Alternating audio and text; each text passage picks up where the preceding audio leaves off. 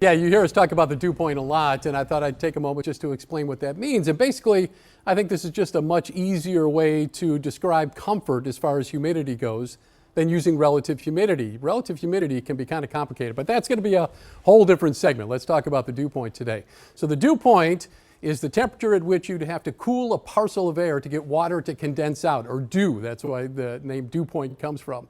So it makes sense to say that the closer the dew point is to the actual air temperature, the more humid the air mass. So if the air temperature is 80, the dew point is 65, you'd have to cool that parcel of air down to 65 degrees to get dew. So a couple of examples here.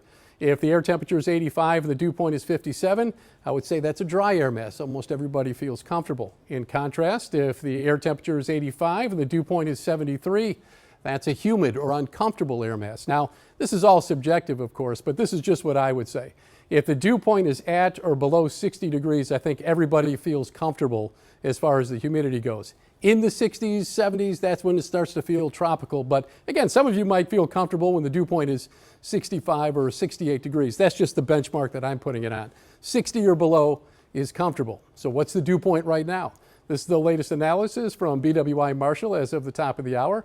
And right now the dew point is 58. So I would say that most people today think the air mass is pretty comfortable out there. And it looks like this comfortable air mass is going to stick around for a while, at least.